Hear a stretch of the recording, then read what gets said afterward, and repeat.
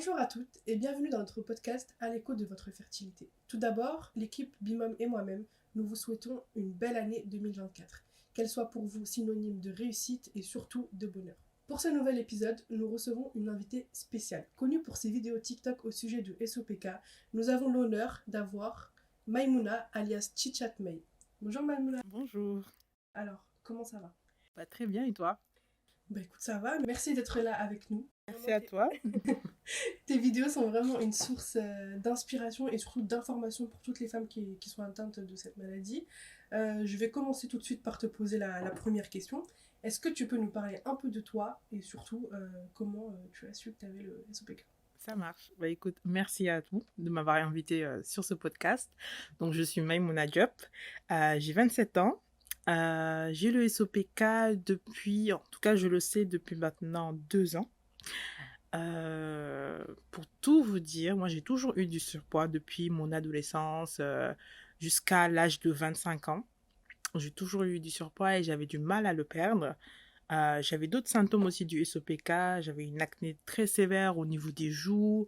Je perdais souvent mes cheveux. Mais en fait, je prenais ça comme des symptômes un petit peu dissociés. Je ne savais pas du tout qu'il y avait une maladie derrière. Et c'est en 2021 que j'ai consulté un médecin généraliste qui m'a parlé du SOPK. Donc, je ne connaissais pas du tout cette maladie-là. Et c'est de là qu'en fait, j'ai commencé à m'informer là-dessus et derrière à créer ma page TikTok pour justement sensibiliser et en parler un peu plus parce que c'est une maladie, on n'en parle pas, on a du mal à avoir certaines infos et c'était aussi pour moi l'occasion d'apprendre et de sensibiliser derrière et de transmettre les infos et des tips qui ont marché pour moi pour que d'autres femmes puissent s'en inspirer. Tu parles en fait d'infos, mais du coup, comment t'as fait pour toi t'informer? Par quoi t'es passé? Alors, en fait, moi, j'ai commencé d'abord je me suis dirigée vers les médecins. Tout d'abord, mon premier souci également, c'était que pendant longtemps, pendant quelques mois, voire même 6 mois, je pouvais rester sans avoir mes règles. Donc, au début, bon, c'est hyper sympa, on n'a pas ces règles, donc on n'a pas le syndrome prémenstruel, on est plutôt tranquille, on se dit, bon, c'est pas grave. Et puis, il y a une année où j'ai eu mes règles que pendant 2 ans. Et je commençais à me dire, mais c'est pas normal et peut-être que le jour où je souhaiterais avoir des enfants, ça pourrait poser un problème. Donc je me suis dit que je vais consulter un gynécologue. Et quand je suis allée voir le gynécologue, il m'a ausculté et bon, il m'a dit que j'avais le SOPK, mais il m'a pas donné plus d'infos là-dessus. Il m'a juste dit de revenir le voir quand je voudrais avoir des enfants, que c'était pas si grave que ça. Je pouvais continuer à vivre ma vie tranquillement. Bon, moi je me suis dit, si le médecin il dit que c'est pas très grave, c'est pas très grave, mais j'étais quand même pas rassurée. Donc, comme j'avais pas plus d'infos de la part des médecins, que ce soit mon médecin généraliste ou de gynécologue, j'ai commencé à me renseigner sur Internet, à lire des livres. J'ai vu que sur TikTok, il y avait également des gens qui partageaient leur expérience par rapport au SOPK. Et c'est là où je me suis rendu compte que c'était pas seulement un problème de fertilité, un problème de règles, etc. Le SOPK touche beaucoup plus de sujets au niveau de la santé. Ça peut toucher la santé mentale, ça peut toucher le poids, la fertilité, mais ça peut toucher également, enfin, ça peut être grave sur le long terme si on ne prend pas en charge la maladie. Et c'est comme ça que j'ai commencé à voir un petit peu ce qui pouvait influer positivement pour améliorer mes symptômes. Et aujourd'hui, c'est ce que je partage sur ma page TikTok. Ok. Et du coup, tu parles de prise en charge parce que du coup, il y a une prise en charge aussi de ton côté. Quelles sont les nouvelles habitudes que tu as instaurées dans ta vie à cause du SOPK? J'ai tout d'abord commencé à travailler sur mon alimentation parce que le SOPK, c'est très compliqué de gérer au quotidien l'alimentation et les tentations qu'on peut avoir. Parce que quand on a le SOPK, on a des envies, on peut avoir des envies de sucre, mais vraiment, mais très intense. Oui. C'est que c'est limite, des fois, je me dis, est-ce que c'est pas une drogue? Parce que quand j'ai cette envie-là, tant que j'en ai pas mangé, je n'arrête pas, je me sens pas bien et j'arrête pas d'y penser, en fait. J'ai envie de sucrer, mais right now. Ou des fois, c'est des envies de gras. J'ai envie vraiment de manger un bon fast-food, mais un truc vraiment bien gras, bien copieux.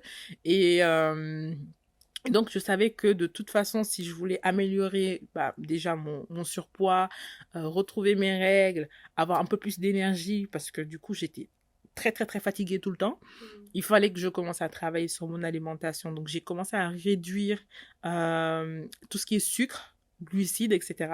Par exemple, avant, si j'avais une envie de sucré, je vais prendre des gâteaux, je vais prendre des biscuits, etc. Maintenant, j'essaye de prendre des fruits. S'il y a toujours le côté sucré, ça va me calmer, mais c'est beaucoup plus sain que de manger des gâteaux industriels, par exemple. Donc là, j'ai commencé à faire des changements au niveau de mon alimentation, mais des petits changements. Il faut pas, en tout cas, c'est un conseil que je donne, il faut pas bouleverser toute sa vie quand on sait qu'on a les SOPK. Il faut y aller petit à petit. Mollo, mollo, tout à fait. Donc, j'ai commencé à réduire ça, à réduire vraiment le sucre, à manger plus de fruits, à manger plus de noix, à manger énormément plus de légumes. Parce que avant, je mangeais que des protéines et du pain, etc. Donc là, j'ai commencé à rajouter les légumes dans mon alimentation. Et ça m'a vraiment beaucoup aidé parce que du coup, en un an, en faisant ça et avec du sport à côté, mais vraiment très léger, 2 à 3 fois par semaine, j'ai perdu 20 kilos. Et ça, c'est vraiment l'habitude qui, je pense, a eu le plus d'effets positifs dans la gestion de mon SOPK. Après, ce qui a également facilité le fait que mes symptômes s'améliorent au quotidien, c'est surtout les compléments alimentaires que je prends. Parce que tout à l'heure, je te l'ai dit, je suis restée pendant 6 mois sans avoir de règles. Et quand j'ai commencé à m'informer sur l'inositol, qui est un complément alimentaire très recherché et on sait que ça a des impacts positifs. Oui, bien sûr, on a déjà dans les compléments même. D'accord. Dans le S+. Tout à fait. C'est vraiment un des compléments alimentaires les plus recherchés pour améliorer le cycle menstruel. Et dès que j'ai commencé à le prendre, j'ai retrouvé mes cycles et ça fait maintenant 2 ans que j'ai mes cycles tous les mois. Je peux même prédire quel jour je vais avoir mes règles, alors que carrément, okay. Je le sais maintenant, alors qu'avant, je pouvais rester 2, 3 mois, 4 mois. Enfin, j'avais toujours une serviette hygiénique avec moi parce que je savais jamais quand mes règles allaient arriver. C'est ça. Tu nous as parlé d'habitude tout à l'heure. Est-ce qu'il y a une habitude que tu as complètement arrêtée, une habitude que tu avais qui était essentielle pour toi et que depuis que tu sais que tu as les SOPK, tu as arrêté? Depuis que je sais, je pense que c'est manger systématiquement du sucre seul. D'accord. Parce que moi, j'ai mon SOPK, en plus je fais de la résistance à l'insuline. 80% des femmes qui ont le SOPK font également de la résistance à l'insuline. C'est pour ça qu'on prend du poids et la résistance à l'insuline, c'est ça qui également fait qu'on a un déséquilibre hormonal. Donc, je savais que je ne pouvais plus me permettre d'avoir des pics d'insuline comme ça. Quand je mangeais, par exemple, très, très, très sucré, tout de suite après, je sentais la fatigue. Ça veut dire qu'en fait, j'ai eu un pic d'insuline et l'insuline est retombée et c'est ça qui provoque le déséquilibre hormonal. Donc, aujourd'hui, même si j'ai des envies de sucré, je vais toujours manger un fruit avec des noix à côté ou un fruit avec du yaourt et ça va permettre de réduire l'indice glycémique du repas et donc je vais être moins fatiguée et mes symptômes vont s'améliorer donc comment tu fais pour gérer justement ce manque de sucre? Au début c'était compliqué, c'était difficile, c'est un gros changement. Mais je pense que ce qui m'a vraiment aidé, c'est de me dire que si je ne mets pas en place ces habitudes-là, sur le long terme, je risque d'avoir des maladies plus graves. Mes symptômes risquent de s'aggraver. Je risque d'avoir un diabète de type 2, surtout que dans ma famille, mon père et ma mère sont diabétiques. Donc pas du tout. Tout à fait. Donc, en plus, là, je fais déjà la résistance à l'insuline. Donc, je sais que si je n'améliore pas mes habitudes tout de suite, je risque d'avoir le diabète. Donc, c'est ça, surtout dans ma tête, à chaque fois que je suis en face d'un dilemme entre prendre un chocobon et une noix ou de l'amande. Je me dis, Maïmouna, est-ce que dans 10, 15 ans, tu vas être diabétique? Non.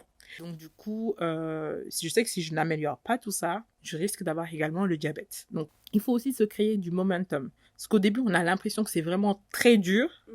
Mais au final, quand on commence à mettre en place ces habitudes et qu'on voit que ça a un impact sur ta vie, que tu es beaucoup plus énergique, que tu es moins dépressif, parce que le SOPK peut vraiment impacter ta santé mentale, que tu retrouves tes règles, parce que jamais j'aurais cru que j'aurais des règles, mais de manière régulière, quoi. Alors, tu nous as parlé d'alimentation, donc bonne alimentation, bonne hygiène de vie et tout. Est-ce que tu pourrais nous dire s'il y a une recette phare maintenant que tu fais et qui a vraiment un impact positif sur ton SOPK? Et que surtout que ça se voit, que tu le vois toi-même. Je n'ai pas une recette phare, mais j'ai plutôt une composition phare. C'est qu'aujourd'hui, maintenant, je vais toujours... la base de mon alimentation, ça va être les légumes. Parce que les légumes ont vraiment très peu d'indice glycémique. Donc, du coup, il y a moins de risque d'avoir des pics d'insuline et donc de, de rendre les symptômes du SOPK pire que ça l'était avant. Parce que c'est vraiment la base de mon alimentation maintenant, c'est les légumes. Ensuite, je vais toujours manger une source de protéines, que ce soit animale ou végétale. Et puis, si j'ai envie de manger, on va dire, des glucides, comme des pâtes, etc., je vais toujours choisir des pâtes complètes. Toujours là, je cherche également à ce que l'indice glycémique soit bas. Et ça va vraiment être la base de mon alimentation. Et depuis que je mange comme ça, je suis moins fatiguée. C'est surtout ça que je ressens au quotidien. Parce qu'avant, j'étais constamment fatiguée. Je dormais, mais je me réveillais fatiguée. Quand j'avais fini de manger un repas, un bon McDo, j'étais fatiguée. J'avais juste envie de dormir.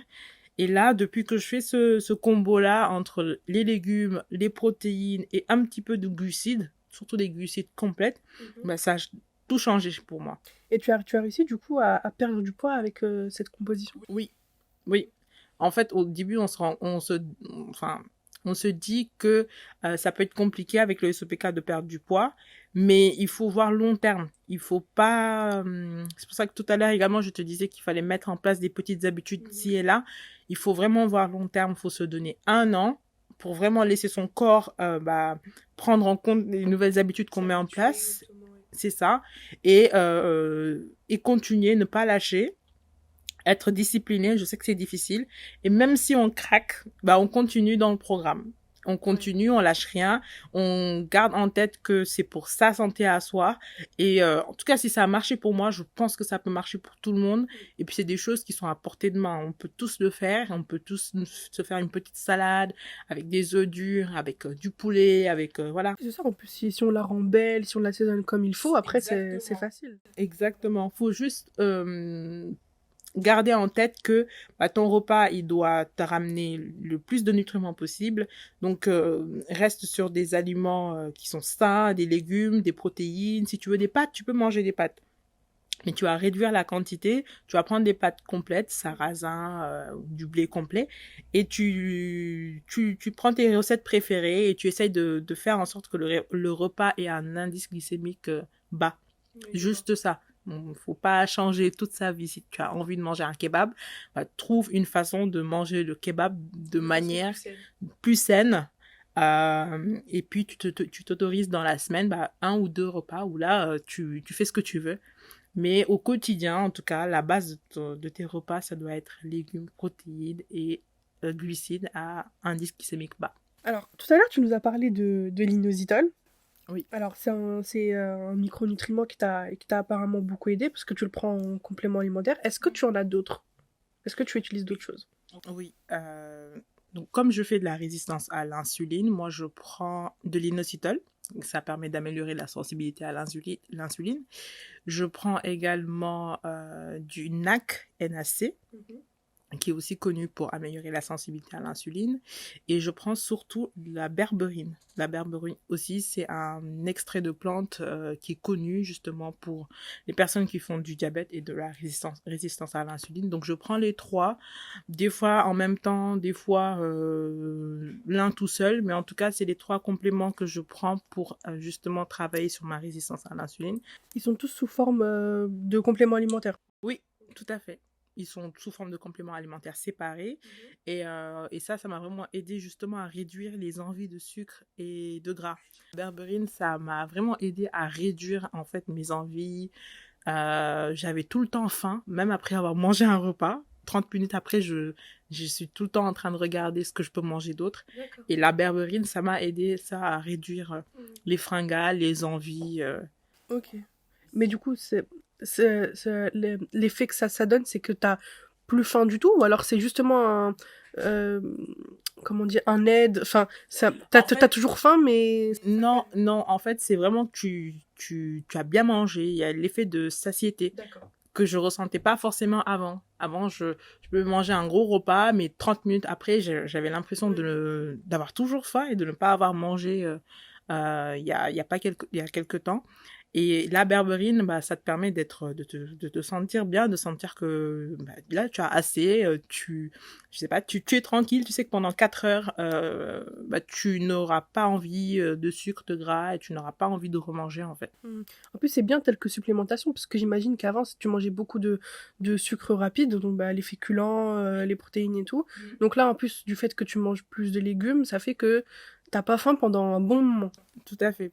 Surtout le fait d'avoir augmenté les protéines que je mangeais, parce que les protéines sont connues pour bah, justement apporter aussi cet effet de satiété. On a Ouais. l'impression d'avoir bien mangé. Et avant, je mangeais beaucoup plus de pâtes. Et les pâtes, c'est du sucre rapide. Donc, une fois que c'est passé, une fois que ton corps l'a assimilé au bout de 30 minutes, bah, on a l'impression bah, qu'on n'a rien mangé. Ouais. Et du coup, le fait d'avoir apporté justement des légumes et beaucoup plus de protéines animales, blanc de poulet, euh, un steak, etc. Et ben ça m'a permis également ouais, de réduire les fringales et d'avoir l'impression d'avoir bien mangé et de ne pas avoir besoin de grignoter derrière. D'accord, très bien. Alors, au niveau du plan psychologique, est-ce qu'il y a eu des nouvelles émotions que tu as ressenties dès lors de l'apparition du SOPK? Est-ce qu'il y a des comportements que tu as eus et que tu n'avais pas avant ou que tu n'as peut-être Bah, un au peu moins maintenant? final, je pense que j'ai le SPK depuis très très très longtemps, D'accord. bien longtemps avant d'avoir été diagnostiquée. Et c'est vrai que moi, je suis connue pour être très émotionnelle. C'est-à-dire que je peux, par exemple, on peut me dire un compliment ou me dire quelque chose qui va tout de suite me faire chialer, mais vraiment. Mais pendant 2 minutes, je vais bien pleurer, à une bonne séance de pleurs, avec la morphe qui sort, tout ce qu'il faut. Et pourtant, on m'a juste dit que tu étais gentille, je suis contente de t'avoir dans ma vie. Et des fois, je sens aussi au travail quand je suis stressée ou quand j'ai de l'anxiété ou quand bah, je prépare un projet et que j'ai beaucoup de stress sur moi, bah, des fois, j'ai besoin d'aller aux toilettes juste pour faire une bonne séance de pleurs. D'accord. Euh, et au début, je me disais que c'était peut-être normal, mais en fait, je me suis rendu compte que ça pouvait être lié à mon SOPK. Des fois aussi, je me réveille le matin et j'ai juste pas envie de me lever. J'ai l'impression d'être en dépression, j'ai envie de rien du tout. J'ai envie de parler à personne, j'ai envie de rester dans mon coin. Euh, je sais pas s'il y a un lien direct avec le SOPK, mais c'est vrai que c'est des choses avec lesquelles je suis encore en difficulté aujourd'hui. Il y a des jours avec, il y a des jours sans. Euh, je me dis que bon, ça vient avec la maladie. Aujourd'hui, c'est beaucoup moins impactant qu'avant, mais je pense que ça doit avoir un lien avec le SOPK. Et t'as fait des choses justement pour que ce soit un peu moins impactant? Un peu moins impactant, je pense que déjà le fait de savoir que ça a un lien avec le SOPK, ça me permet de déculpabiliser et de me dire que c'est pas forcément de ma faute, que je ne suis pas, comment dire, bah, que c'est pas de ma faute en fait et que c'est peut-être lié à ma maladie et donc du coup ça enlève un petit peu de stress, ça enlève du poids et je prends les choses comme elles viennent. Si j'ai envie de pleurer, bah je vais pleurer, c'est pas grave. Si j'ai envie de rigoler, etc., bah je vais le faire. Mais je pense que rien que ça, bah ça permet de diminuer un petit peu le poids que l'on ressent en se disant bah cette instabilité émotionnelle que j'ai, c'est un poids, etc. Bah, je pense que ça permet de le diminuer, le fait de savoir que ça a un lien avec le SOPK. Mais sinon, le fait aussi bah, de faire de la marche, d'aller dans la nature, de prendre un peu plus de temps pour moi, bah, d'écouter surtout mon corps quand j'ai, par exemple, j'ai pas envie de sortir ou de voir des gens, bah, je reste chez moi, je me mets au chaud, je prends du temps pour moi, bah, ça a un impact positif aussi. Oui, je vois. Et justement, tu dis, ben, tu t'écoutes, mais et tu restes chez toi quand t'as pas envie de voir les gens. Mais du coup, j'imagine que le SOPK, il a eu quand même un certain impact sur tes relations sociales, familiales, amicales. Donc, est-ce que tu peux nous en dire plus? C'est ça qui est un petit peu compliqué avec le SEPK parce que les symptômes peuvent être un petit peu invisibles pour les gens. Et oui, effectivement, ça a eu un impact avec mes amis. Parce que la plupart du temps, ils vont me proposer de sortir, mais à chaque fois, je leur dis que je suis fatiguée, j'ai besoin de me reposer, mais ils comprennent pas. Oui. C'est la troisième fois qu'on te dit qu'on te propose de sortir, mais tu nous dis que tu es fatigué, tu es chez toi, alors que eux, ils voient pas physiquement que j'ai une maladie, que je vais pas bien, mais moi, je le ressens. Donc, j'ai dû faire un petit peu de sensibilisation quand j'ai su que j'étais diagnostiquée, j'ai pu leur expliquer, mais c'est vrai qu'avant, même moi, je comprenais pas, parce que je savais pas que j'avais le SEPK, donc je n'avais même pas de cause ou d'explication à leur donner. Donc ça a eu un impact effectivement autour de moi, mais c'est vrai qu'une fois que j'ai commencé à leur expliquer la maladie, maintenant ils comprennent. Maintenant, avant de me proposer quelque chose, ils vont me demander comment je vais, etc. Est-ce que je suis apte à sortir? Comment ils peuvent comment ils peuvent m'aider dans ma maladie aussi. Donc ça, c'est vraiment top. Là où j'ai encore du souci, c'est au niveau du travail. D'accord. Où j'ai pas envie forcément de partager cette information avec mon patron, mes collègues, etc. Et c'est vrai que je vois dans leurs yeux des fois qu'ils comprennent pas quand je réagis d'une certaine manière ou quand je dis que je suis un petit peu fatiguée, mais ça reste ma vie privée, donc j'ai pas forcément envie de partager avec eux. Mais ça peut être difficile, ça peut être vraiment difficile, le fait que les gens ne comprennent pas nos symptômes, le fait qu'ils ne connaissent pas la maladie, et on peut être facilement perçu comme une personne qui est introvertie, fermée, fainéante, Impulsive même des fois. impulsive, qui n'a pas envie de parler aux autres, qui n'a pas envie de s'intégrer. Et le souci, c'est qu'on vit toute seule nos symptômes et que même des fois, quand on l'explique, les gens ont du mal à le comprendre. C'est vrai, c'est vrai. Et du coup, tu nous as dit tout à l'heure que tu avais beaucoup de coups de mou. Oui. Est-ce que justement, tu as des tips, des trucs comme ça pour te redonner la forme?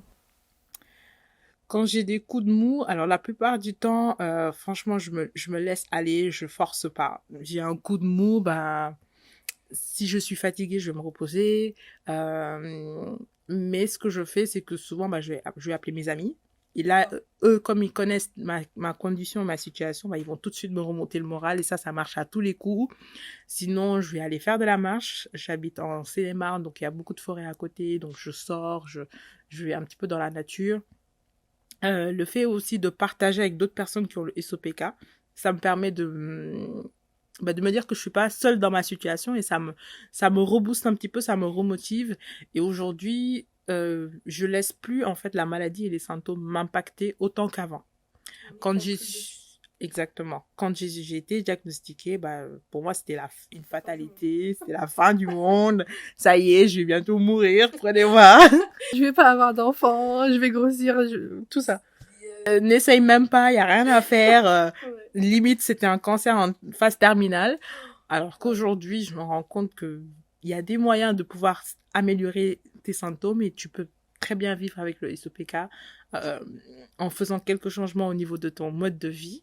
Et dès que j'ai un coup de mou, je pense à la moi d'il y a 1 an, 2 ans qui venait juste de connaître la maladie et qui n'avait pas toutes ces informations-là que j'ai aujourd'hui.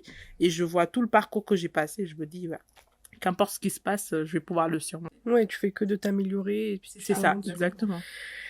Pour le mot de la fin, est-ce que tu aurais un conseil ultime à donner à toutes les femmes qui sont atteintes du SOPK et qui pourraient écouter notre podcast? Le premier conseil que je peux vous donner, c'est d'aller faire un bilan hormonal. Parce que souvent, quand on est diagnostiqué, les médecins ils nous donnent pas d'informations. Ils nous disent juste que vous avez le SOPK, rentrez chez vous.